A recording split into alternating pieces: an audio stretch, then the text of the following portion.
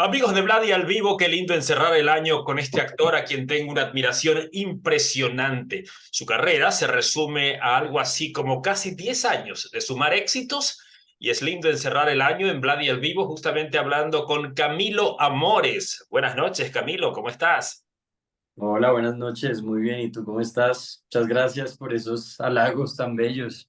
Sorprendido y feliz de tener la oportunidad de poder tenerte. Te he seguido a lo largo de muchos trabajos tuyos y pienso que eres una de las figuras jóvenes más comprometidas con tus personajes. Al final de cuentas, vas de la comedia al drama con una naturalidad impresionante y eso lo puedo garantizar porque he visto muchísimos de tus trabajos desde la época de Narcos. ¿Te acuerdas de todo esto?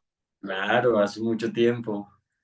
Pero bueno. Fue de las primeras experiencias que tuve, que fue igual corta, un personaje corto, pero fue bastante lindo como poder haber tenido la oportunidad de estar en ese set, que era como realmente, pues, grande, ¿no? Como que, y bueno, ya sabemos hasta dónde llegó Narcos. Wow, fue impresionante, la verdad, una serie que mucha gente recuerda y mucha gente vuelve a ver. Yo la he visto un par de veces y me encanta porque inclusive conocí a muchos actores a través de Narcos que no conocía y me impresionó también ver justamente a Wagner Moura, este actor brasileño, haciendo un personaje tan colombiano, ¿no? Como es Pablo Escobar. ¿Cómo se sentiste trabajando? Entiendo que estuviste solo en 2 capítulos, pero el contacto con el elenco, ¿cómo fue? ¿Qué rescatas de toda esta experiencia? Eh, la rigurosidad, como que era toda una danza bastante grande, este set.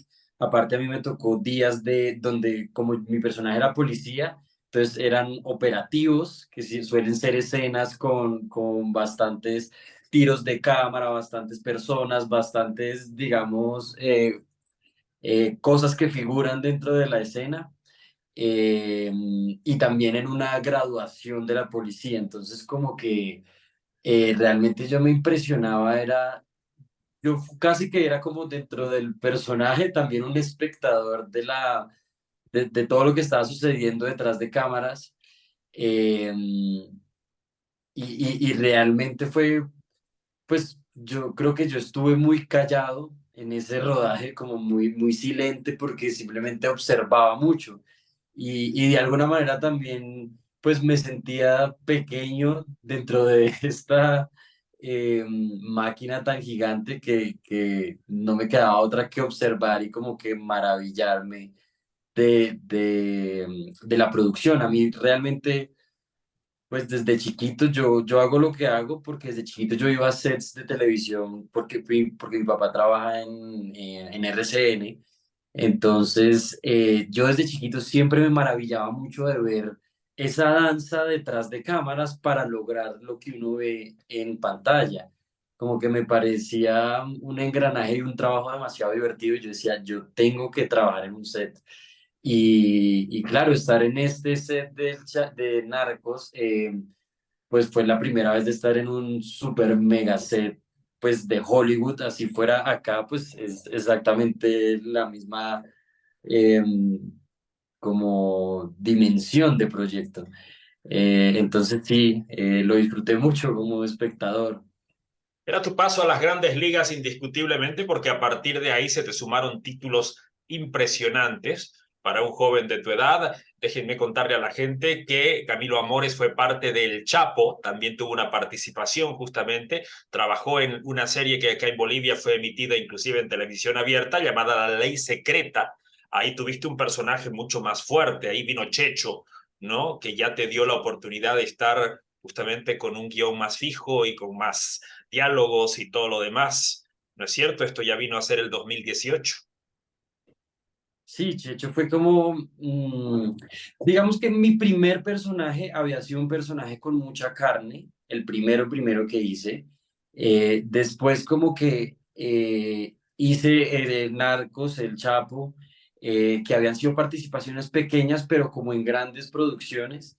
Y Checho fue como bueno, ya voy a ser un personaje, digamos, con un peso que se tiene que mantener durante muchos capítulos.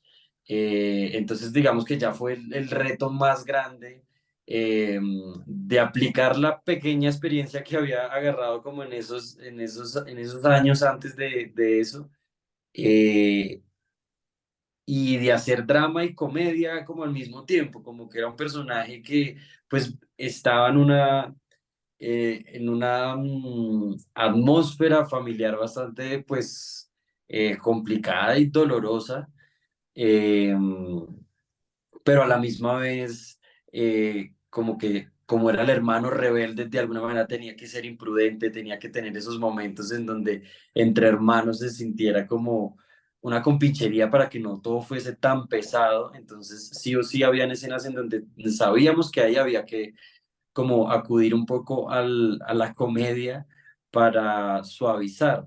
Entonces fue como el primer reto escénico de entender cómo hacer en un personaje a largo plazo que se sostenga. Dijiste hace un rato, obviamente, el tema de que tu papá trabaja en RCN y esto fue un vínculo para que tú, desde muy corta edad, empieces ya a frecuentar los sets y a mirar por detrás de cámara un universo que me imagino que para un niño de tu edad era como ir a una Disneylandia, donde ibas absorbiendo todo o tratando de entender todo lo que sucedía ahí. Esto te generó, y aunque tú lo dijiste ahora, no sabías exactamente de qué lado querías estar, si por detrás de cámaras o delante, te generó un mundo de posibilidades. ¿En qué momento esto se convierte en una certeza en la vida de Camilo Amores y dices, este es el camino que quiero seguir, quiero formarme en esto? Pues realmente yo ya había escogido antes de salir del colegio, ya había escogido que yo quería ser director. Yo no había escogido la actuación. Eh, y yo me iba a ir a estudiar dirección de cine a Buenos Aires. En ese momento, bueno, hubo unos problemas familiares y no me pude ir como inmediatamente me gradué, sino que me tocó esperar unos meses, como o al siguiente semestre, y ahí Aida Morales, que tuve el placer de conocerla hace poco en persona y de contarle como, hey, tú tienes mucho que ver en que yo sea actor, y ella quedó como, wow.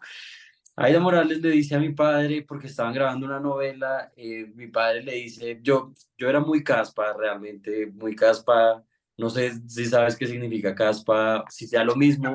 Explícamelo, por favor. Pues sí, como niño rebelde, incomprendido, Entiendo. desjuiciado, Ok. entonces me metía en problemas. Entonces, pues mis papás sufrían un poco por eso.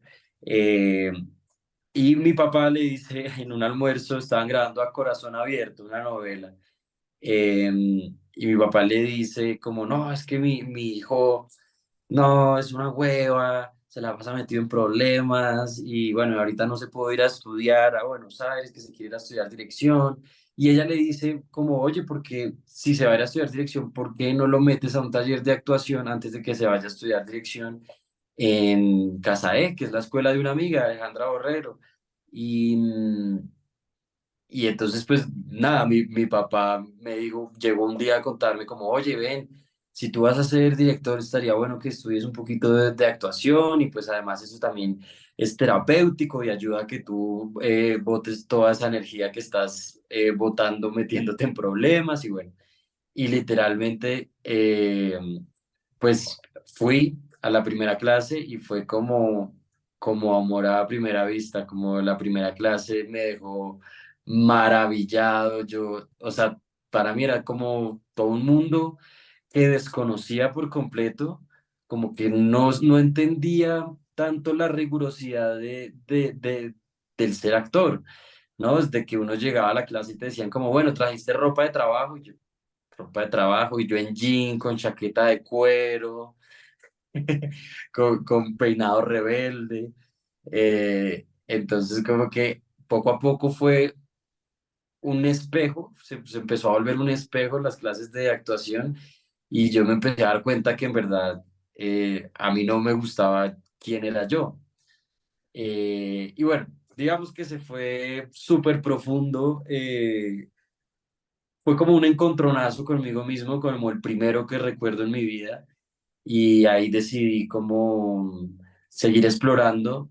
Una vez tuve un ejercicio en donde me tenía que decir un montón de cosas de frente y pues como que terminé llorando, salido de mí mismo y no entendí, o sea, yo no entendía nada, simplemente como que me dejé llevar por el ejercicio y el profesor fue como, bueno, muchas gracias. Y desde ahí en adelante, ese maestro que se llama Mario Jurado, eh, realmente fue muy importante porque él como desde ese día me dijo como sí, como métele onda que tienes algo chévere.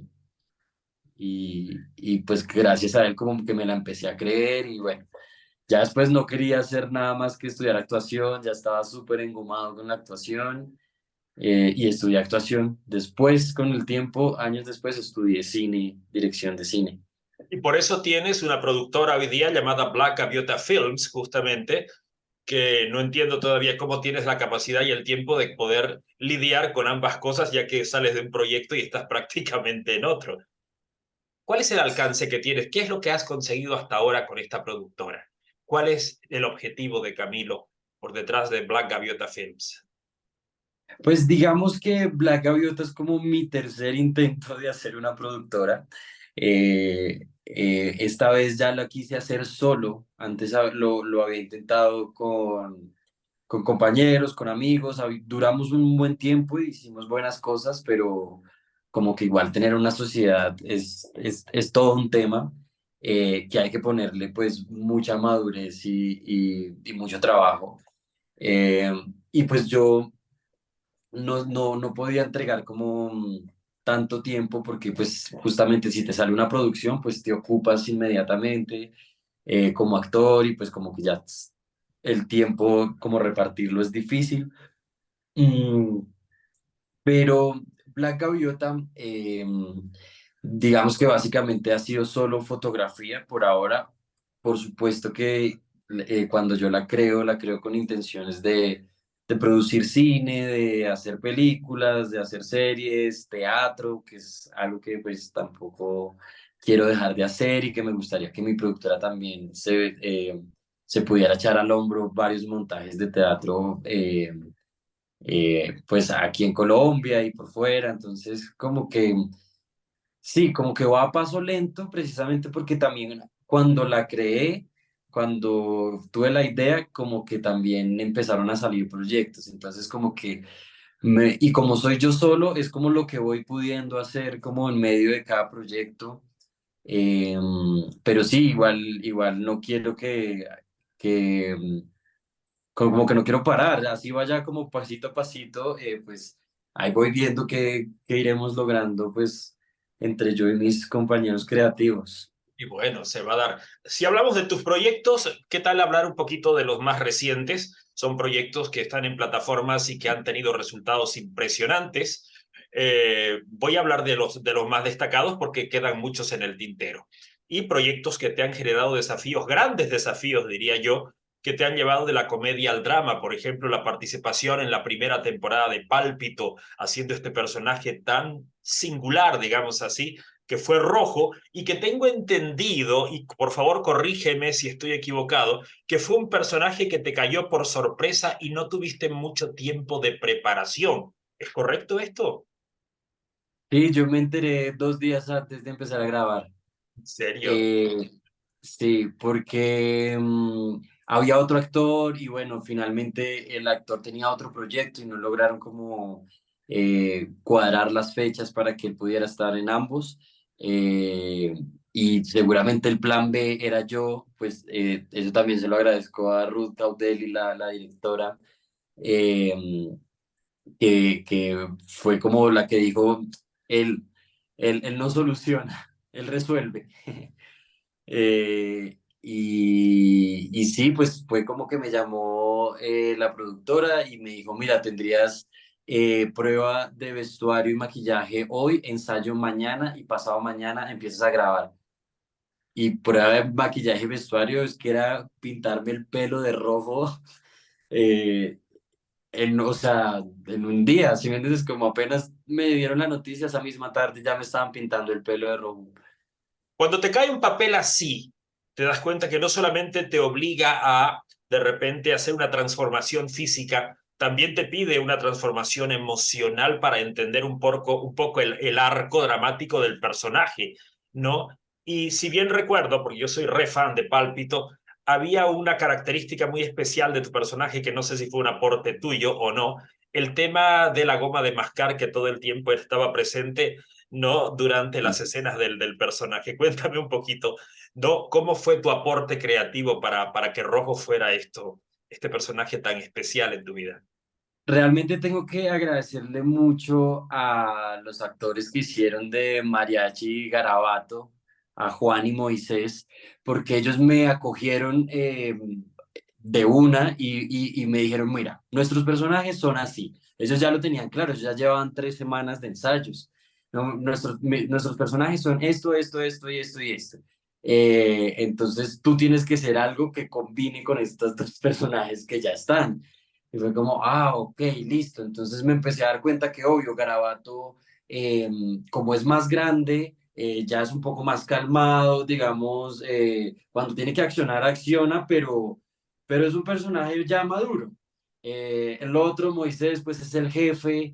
Entonces como que yo sentía que le hacía falta un poquito de inmadurez a la pandilla, como que se sintiera que yo soy realmente el más joven y como esas ganas de querer estar como si se tratase de otra cosa que no sea traficar órganos, de algún sueño, como esas ganas de, uy, quiero estar, quiero aprender, un poco retorcido, que era pues igual la idea también.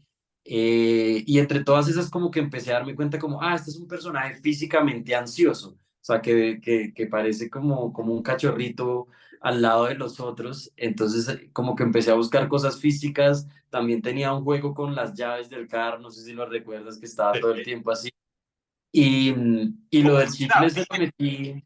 como un ¿Ah? sentido de ansiedad prácticamente, ¿no? Era un poco Sí, hiperactivo, como que estaba sí, intentando como una esponja agarrar a entender todo para poder servir al grupo como tal.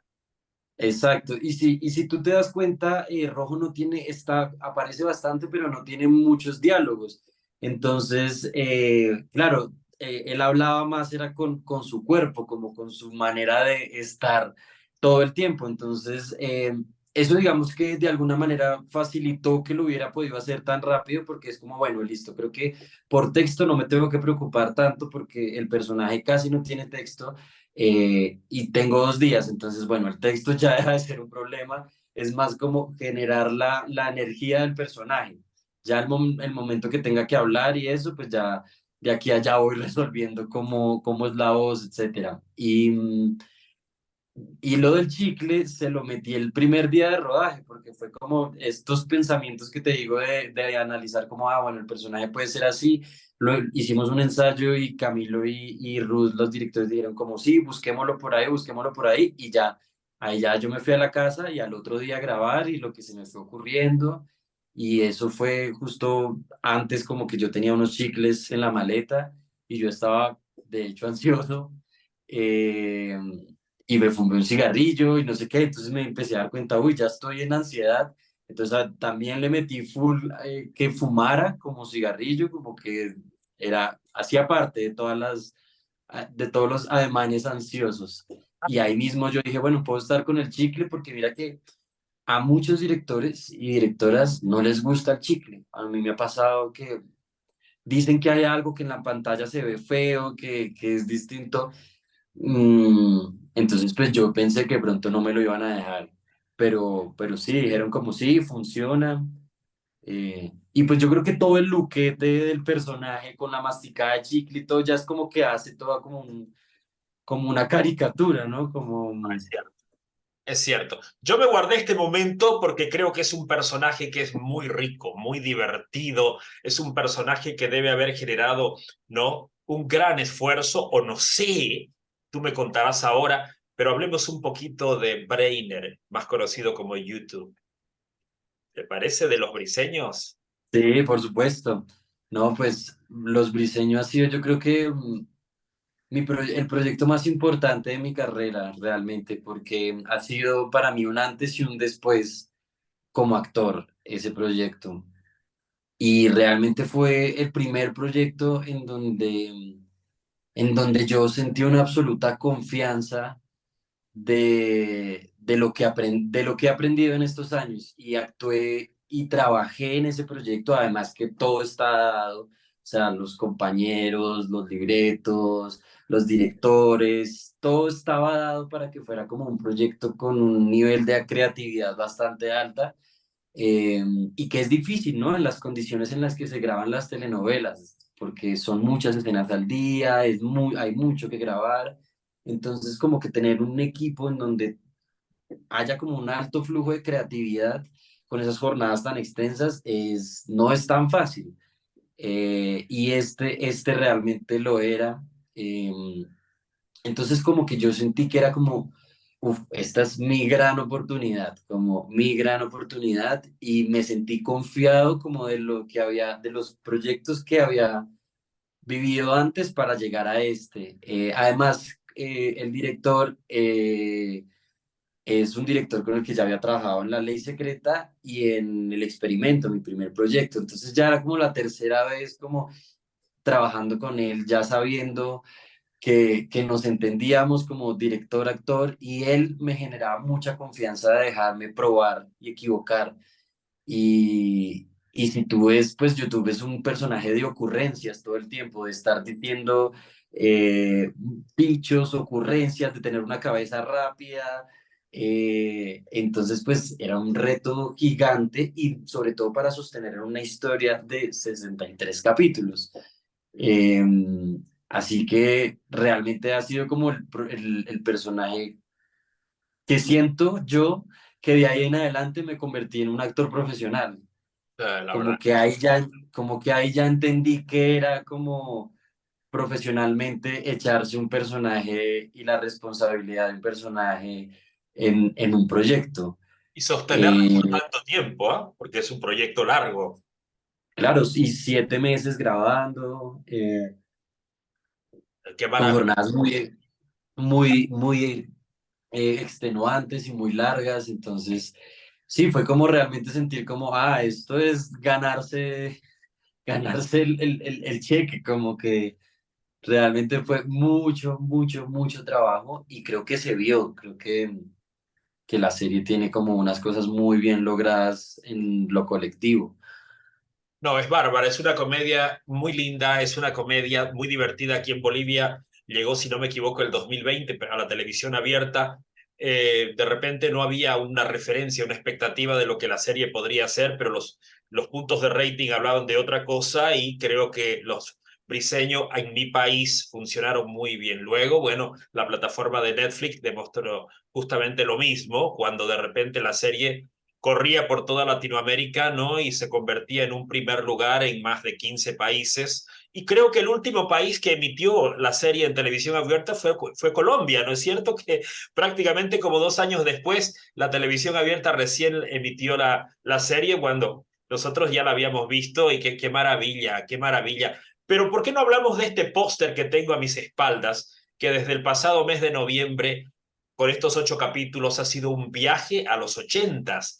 Yo tuve la oportunidad de conversar con varios de tus compañeros y obviamente todos tan jóvenes como tú, ¿no? No tenían una referencia clara de lo que los 80 representaba. Sin embargo, los Bee Gees, para quienes aún no han visto la serie en Prime Video, es una serie basada en hechos reales, no necesariamente contando un suceso, sino una parte de la historia donde las pandillas, que esto es algo muy quiero decir, muy característico de la década de los 80 en diferentes países de Latinoamérica, también eran grupos de jóvenes que buscaban ganarse un espacio en ciertos lugares de la ciudad y los Bee Gees fueron una realidad en la Bogotá de los 80.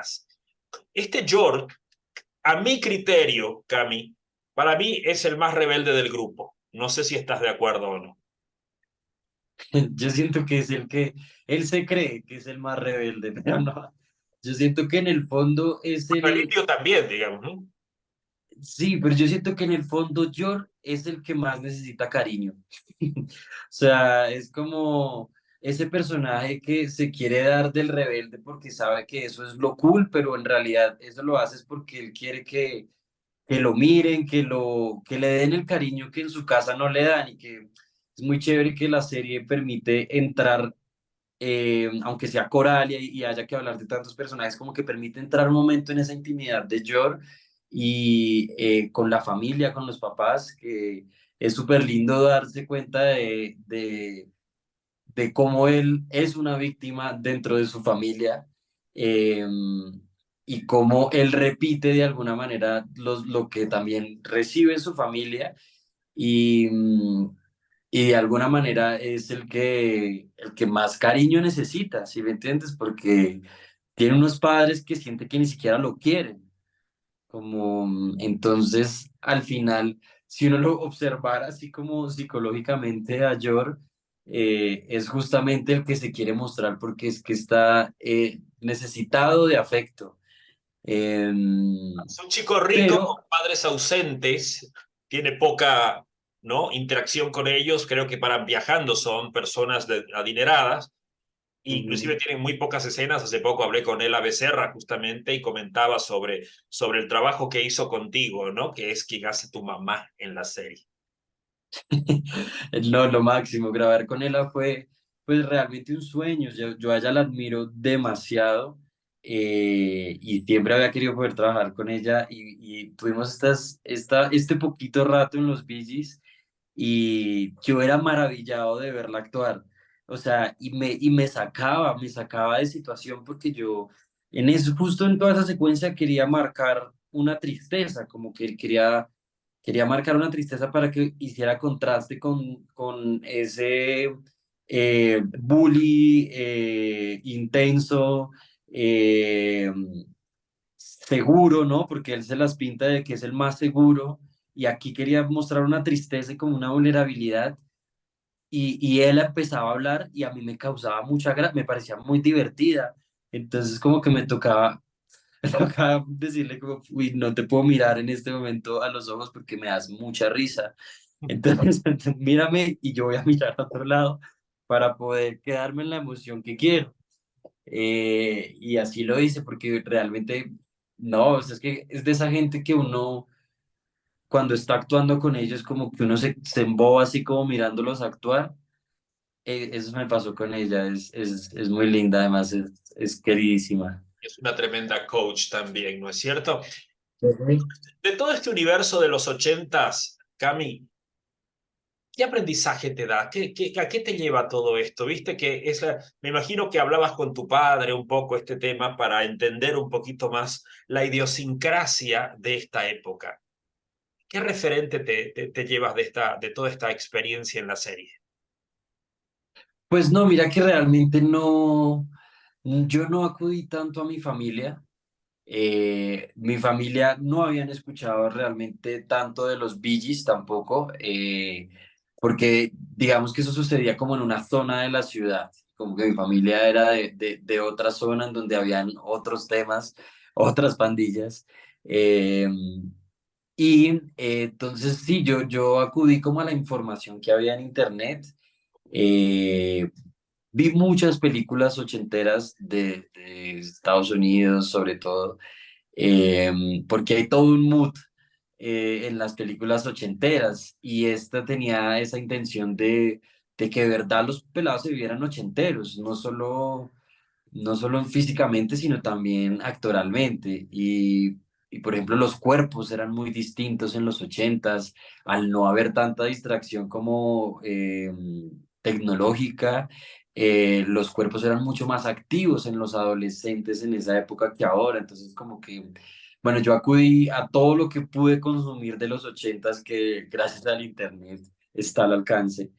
Y me empecé como, sí, como a empapar de la época y ya se empezó a volver un feeling en mí. Yo ya me levantaba escuchando música disco, bailaba, o sea, ya era como sentir cómo se sentía los ochentas.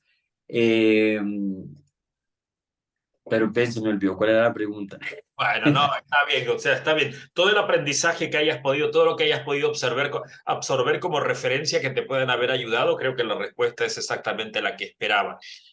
Quiero encerrar justamente esta entrevista hablando de un proyecto muy reciente. Este ha sido un año muy positivo para ti en las plataformas y espero que esto se replique el 2024 y 2025. Sin embargo, esta parcería que has hecho con Mariana Gómez en La Influencer también, con un personaje lleno de matices y contrastes, fue algo muy especial. Me refiero a Peluche. ¿Por qué no me cuentas un poquito sobre todo esto?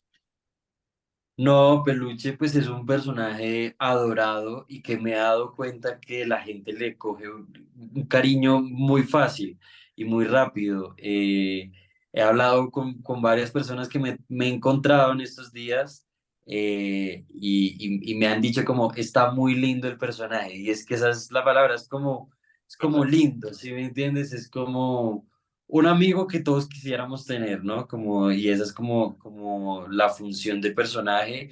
Y fue realmente muy lindo porque en verdad con Mariana nos volvimos cómplices en el proyecto como actores, entonces obviamente también desarrollamos una amistad y todo eso se lo empezamos a pasar a los personajes, porque eso es casi como que inmediato, es como, bueno, tú y yo ya nos estamos volviendo amigos, entonces empecémosle a meter cosas de amistad a nuestros personajes y siento que eso lo logramos. Realmente con Mariana fue como muy chévere trabajar, muy pila. Pues nos gustaba como ser creativos en las escenas, entonces inventarnos juegos, cosas como que eh, coincidimos ahí como en querer brindarle como a esa amistad cosas que fueran específicas de los amigos, ¿no? Que son esas cosas que se ganan con la confianza, esos chistes internos, todas esas cosas, como adornar esa amistad para que se sintiera que llevaba muchos años, que tenía muchos códigos. Y básicamente en eso nos la pasamos todo el tiempo, como buscando cómo poder hacer juegos para que se viera que nuestra amistad era un vínculo muy importante porque también cuando se quiebre el vínculo, también tiene que doler, ¿no? Entonces, sí, fue bastante interesante igual actuar una energía tan femenina. Creo que obviamente es de las energías actorales de los personajes que he hecho que un poquito está más alejado de lo que soy yo, Camilo, ¿no? Como que esa sí ya es una máscara completa y casi que no tiene nada de mí, muy poquito.